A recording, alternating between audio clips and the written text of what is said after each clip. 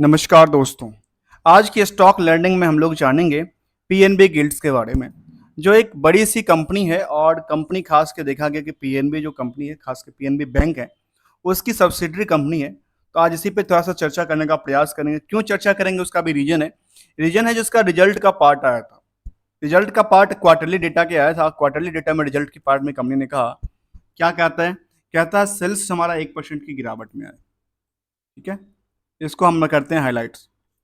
Sales कहती है वाईओ में 1% गिरावट, एबिटा 1% गिरावट और नेट प्रॉफिट और बाकी सारी चीज़ में 8% की गिरावट दर्ज की है। तो क्या इसका मार्केट में चार्ट भी इसी हिसाब से कामकाज करती है? कहती है ऑब्वियसली नहीं। ये लगातार क्या हो रही है? चार्ट में कल के ट्रेडिंग सेशन में देखने को मिला था जो गिरावट था, क्या आज सस्टेन करती नजर आती है इस रिजल्ट को लेकर के या नहीं करती नजर आती है? तो आज इस पर डीपली लेने का प्रयास करते हैं, समझने का प्रयास करते हैं स्टॉक को लेकर के। पीएनबी गिल्ड्स जो कंपनी है वो देखा जाए तो कहती क्या है कंपनी, इसके बारे में एक नज़र डालते हैं। कहती है जो कंपनी है वो रिजर्व बैंक ऑफ इंडिया से उनको एक मिला था approval 1936 as per 36 in the system of the primary dealer with the view of the statement and the institutional infrastructures पे कामकाज करती नजर आती, चाहे गवर्नमेंट्स के लिए सिक्योरिटी मार्केट को लेकर के। Six integers word granted licence in the which PNB guilds, उस टाइम पे उनको जो कि खास के गवर्नमेंट सिक्योरिटी वगैरह के लिए जो कंपनी को अप्रूवल मिला था उसमें 6 कंपनी था, उसमें से एक कंपनी का नाम ये भी था जिसका नाम था पीएनबी गिल्ड्स लिमिटेड। इनकी प्रोडक्ट के बारे में कहती है प्रोडक्ट पीएनबी गिल्ड्स लिमिटेड जो deal in the offer gamuts of the fix income product such as the government securities treasury bills floating rate bonds and the state governments loan पे कामकाज करती है। जहाँ पे सर्विस की बात करती है, सर्विस में कहती है यही कंपनी जो हम ये सब गिल्ड्स अकाउंट्स की बात करती है, डेट्स कैपिटल मार्केट की बात करती है और रिटेलिंग की बात काज काम करती नजर आती है। चलिए हम जाते हैं अब स्टॉक की तरफ, जहाँ पे जो स्टॉक में रिजल्ट में क्या थोड़ा सा गिरावट था, किसके हिसाब से? वाई वाई के अकॉर्डिंग। अब आगे क्या कहते हैं इसको लेकर के,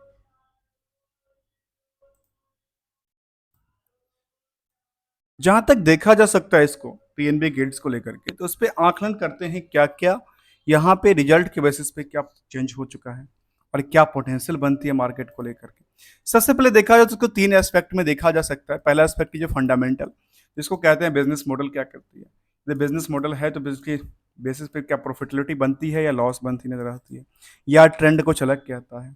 दूसरा एस्पेक्ट जिसको कहते हैं हम कहते हैं ट्रेंड, बेसिकली आमतौर की भाषा में इसको कहते हैं टेक्निकल।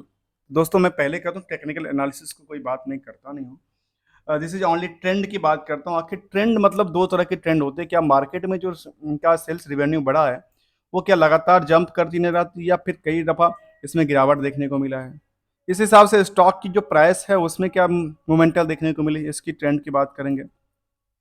साथ में जो लेटेस्ट होगा उसका नाम होता है सेंटिमेंटल। और सेंटिमेंटल में क्या कहना चाहती कंपनी, ये बेसिकली क्या होता है, एक पल पल की खबर होती है, खास के चाहे वो पॉलिसीज को लेकर के हो, बिजनेस को इफेक्ट करने को लेकर के हो या हिट करने को लेकर के, जो कि इनको कहीं ना कहीं कुछ भी इफेक्ट कर सकता है, उसको कहते हैं सेंटिमेंटल। और सेंटिमेंटल मतलब माइंटलिटी की बात करता हूँ। तो चलिए हम सबसे पहले फंडामेंटल में देखते हैं। बुक वैल्यू कहता है 73-74 रुपये का। इंटरेस्टिंग वैल्यू की बात करें तो उससे थोड़ा सा ज़्यादा है, करीब 94.90 का। इसके बाद नेक्स्ट स्टेप पे देखा जाए तो कहती है कंपनी, जो कि किसी स्टॉक को क्या जानना होता है कि ये स्टॉक पी क्या कहता है। स्टॉक के पी के बारे में कहता है 36.80 का। और ये क्या होता है, ये एक चलती हुई प्राइस है, उड़ती हुई प्राइस है, जहाँ पे आकलन करते हैं प्रॉफिटेबिलिटी के बेसिस पे। फिलहाल जो अर्निंग पर शेयर है उसके बेसिस पे करंट मार्केट प्राइस किस लेवल पे है और उसको डिवाइड करेंगे तो निकल जाती है क्या, स्टॉक पी। स्टॉक पी का ये आकलन है। इसके बाद एक आकलन ये होता है जो स्टॉक का पी जो हिसाब से कहता है वो क्या इंडस्ट्रियल के बाकी कंपनियां बेसिस से निकलती नजर आती है या उससे एवरेज गिरावट में है। यहाँ पे देखने को ये मिलती है जो जो इंडस्ट्रियल की कैपेसिटी जो है, इंडस्ट्रियल की जो प्राइस टू अर्निंग जो है, उससे प्राइस टू अर्निंग इसका क्या हो चुका है, इंक्रीज कर चुका है। अर्थात ये इसका स्टॉक में क्या है, इसको कह सकते हैं ओवर वेटेज हो चुका है, एक सिंपल साधारण शब्दों में। यदि ये ओवर वेटेज हुआ है तो केवल यही इंडिकेटर काम करता है या कुछ और भी करता है? एक दूसरा नाम, जिसका नाम है debt debt to equity ratio, इसके बारे में कहते हैं 16.80 का, और इसमें ये निकल के आती है नियरली, जो इसको पीयर से कंपेयर किया जा सकता है, जो इसकी इसकी जो पीयर्स कंपनी है उसकी क्या तादाद है, उसकी तादाद में क्या निकल के आती है, जो आखिर इसका डेट्स क्या है, तो इसको पीयर से कंपेयर किया जा सकता है, जो कि अलग अलग एक्सपेक्ट हो सकते हैं। एक अगला पड़ाव होता है जिसको समझना जरूरी होता है कि स्टॉक में, खास की ये गवर्नमेंट कंपनी है तो गवर्नमेंट कंपनी में ऐसा नहीं देखने को मिल सकता, लेकिन यहाँ पे प्रोमोटर्स होल्डिंग की बात करते हैं 75% के आसपास की, और आर कहती है 6.81, आर कहती है 5.18। डिविडेंड का कोई ट्रैक रिकॉर्ड नहीं है। अब एक आकलन करते हैं स्टॉक प्राइस को लेकर, खास कर मार्केट की प्राइस को लेकर, कहाँ से? अब देखिए, बुक वैल्यू है, जो आपकी मैं सिंपल कहूँ तो एक पॉकेट में रखा हुआ नोट है 10 रुपए का। उस 10 रुपए के नोट जो है वो अर्निंग कितना करता है, आपसे कितना काम करवाता है, उसकी जो वैल्यूशन है मार्केट में, वो आपकी आपकी आपके हिसाब से जो बुक वैल्यू है उसका, वो कहता है 73 रुपये, अर्थात कितना, 7 गुना से आसपास। और अर्निंग कितना करता है? अर्निंग कहता है कितना, 3 रुपये 61 पैसे। मतलब मान लीजिए 4 गुना मान लेते हैं। यदि 4 गुना करता है या 3 गुना करता है, तो ये जो बुक वैल्यू से प्राइस टू अर्निंग है, ये कितना जंप कर चुका है अभी तक? 1.73। अर्थात इसमें और पोटेंशियल बनती है, कहती है राइट। यदि ये पोटेंशियल इस हिसाब से बनती है तो मार्केट इस हिसाब से क्या करेगी, इसके हिसाब से करेगी जंप।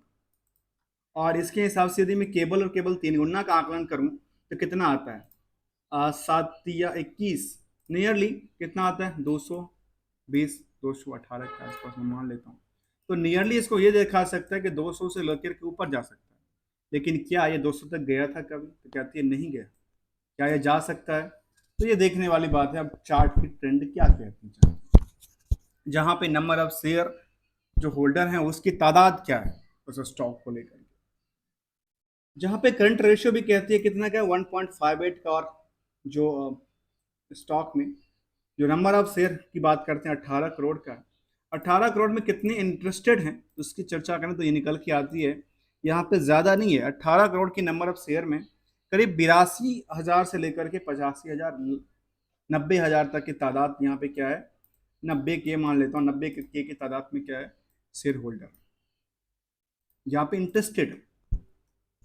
चलिए, उम्मीद करते हैं अभी तक आपने चैनल को सब्सक्राइब किया होगा। चैनल को सब्सक्राइब नहीं किया तो चैनल को सब्सक्राइब कीजिए, बेल आइकन को दबाइए और लेटेस्ट लर्निंग्स के लिए जुड़े रहिए, क्योंकि हम जिस हिसाब से आकलन कर रहे थे ना, स्टॉक अभी क्या है, अभी जो वेटेज इसको बढ़ना है उस हिसाब से बढ़ती नजर आती है। अब चार्ट को आकलन करके देखिए, लगातार स्टॉक में क्या नजर आती है, लगातार स्टॉक में जिस भी टाइम फ्रेम से देखें, लगातार आपको लगता है जो अच्छा मार्केट जंप करती है ना, रियली जंप करती है, देखने में आती है, जहाँ पे सस्टेन खास से करती है वहां से लगातार जंप करती नजर आती है।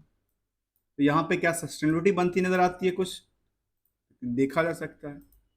चलिए अगले पड़ाव की तरफ। अगले पड़ाव का नाम है, जिसका नाम है पीयर्स को कंपेयर करना। पीयर्स के कंपेयर में देखा गया कि इनके पास क्या क्या है, बजाज फाइनेंस है, बजाज फाइनेंस है, तो लगता है इन सबसे कंपेयर करना मुझे लगता है कि ठीक नहीं है। यदि इनकी 6 कंपनी को लिस्ट आउट किया गया था आरबीआई की तरफ से उस टाइम पे, तो मुझे लगता है उन 6 कंपनी से कंपेयर किया जा सकता है। उन 6 कंपनी के तादाद में कौन सी कंपनी थी वो वहाँ पे नाम नहीं निकल के आती, यदि आती तो सर उससे कंपेयर किया जा सकता है। और इसका जो पीयर्स है और एनएससी का पीयर्स में दोनों में कई बार डिफरेंस होता है, हम आपके सामने भी रखेंगे। यहाँ के पीयर्स कुछ और कहता है और यहाँ के पीयर्स कुछ और कहता है। अब आंकलन करके देखिए, अब किसको किससे पीयर्स को कंपेयर करेंगे, क्योंकि ये कहती है मार्केट कैप के बेसिस पे और ये कहता है रिवेन्यू के बेसिस पे, तो अर्थात पीयर्स को कहाँ से कंपेयर करेंगे आप। एक और होता है जिसको कहते हैं स्टॉक प्राइस के बेसिस पे, जिसको मार्केट कैप के बेसिस पे हम ले रहे हैं।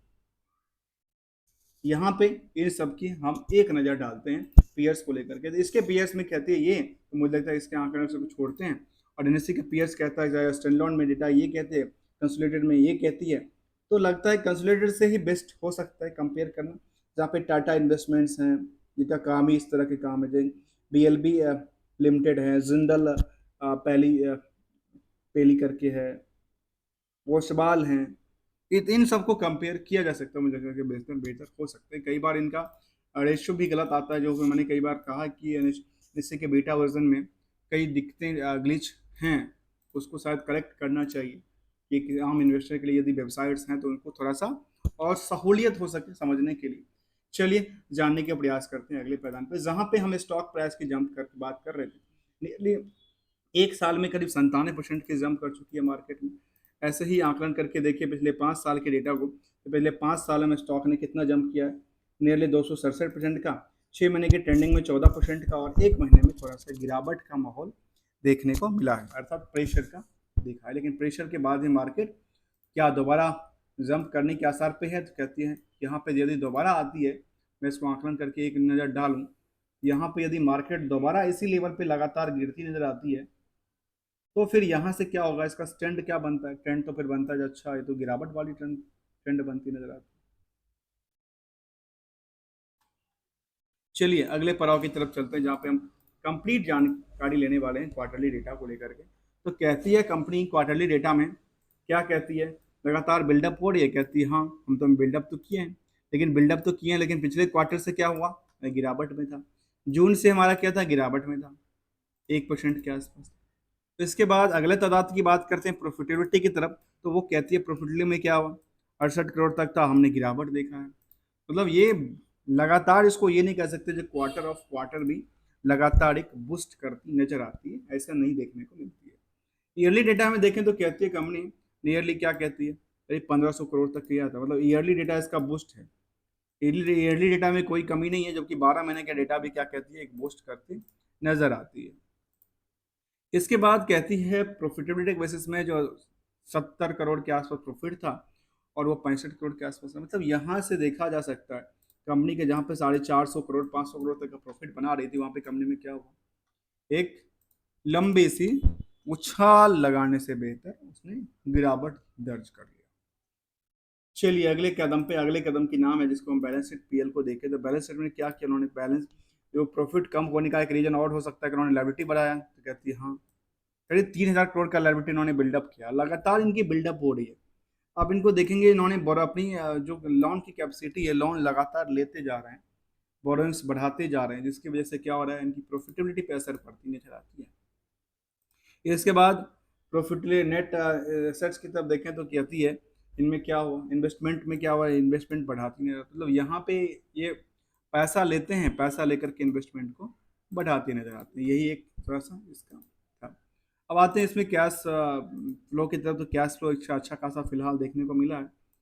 इन्वेस्टमेंट पार्ट में जहाँ पे हम चर्चा कर रहे थे, तो खास के इन्वेस्टमेंट पार्ट को रिकंस्ट्रक्शन बिल्कुल करना चाहिए लिक्विड। तो चलिए जायका देखा जा सकता है, जो जून तक के डेटा में 74% से ज़्यादा प्रमोटर्स है, और 25-26% के आसपास के नियरली पब्लिक होल्ड करती नजर आती है। तो प्रमोटर में पीएनबी बैंक, तुमने पहले कहा था, इसका मेन प्रमोटर पीएनबी बैंक है। इसके बाद एफआई की तादाद कुछ नहीं है, डीआई की तादाद कुछ नहीं है। अब जो पब्लिक की तादाद है, उसमें एक नाम निकल के आया, जिसका नाम है विनित। इनका नाम 1% 2% के आसपास की तादाद में बढ़ी है, और बाकी जो है करीब करीब देखा जाए 23% की पोजीशन, 23% की पोजीशन कौन हेल्ड करता है, और वो होल्ड करता है नियरली 23% में 15% से ज़्यादा, नियरली 15% के आसपास की तादाद जो वो होल्ड करती है, कौन, इंडिविजुअल रिटेल इन्वेस्टर होल्ड करते हैं as on the cut off date for the 30 June. तो हमने इसको समझने का प्रयास किया, नंबर ऑफ इंटरेस्टेड की बात किया, जहाँ पे एक बड़ी इंस्टीट्यूशन होने के बाद भी नंबर जो 1 लाख से ज़्यादा की यहाँ पे तादाद नहीं है, stock share holder stock holder को लेकर के या शेयर होल्डर को लेकर के। हमने इसको आकलन किया, जहाँ पे रेजिस्टेंस और सपोर्ट को देखा जा सकता है फिलहाल, जहाँ पे सिंपल सी भाषा में मैं कहूँ तो रेजिस्टेंस और सपोर्ट कहते हैं, हायर टू हायर को हम रेजिस्टेंस कहते हैं, लोअर टू लोअर को, जिस लोअर प्राइस पे बार बार आके अटकी पड़ी है ना प्राइस, उसको सपोर्टिंग लेवल कहते हैं। और बाकी उसमें कुछ नहीं होता, उसमें क्या टेक्निकल होती है, ये मैं आपको कोई एनालिसिस नहीं बताता हूँ टेक्निकल ग्राउंड पे कितना जाएगा नहीं जाएगा।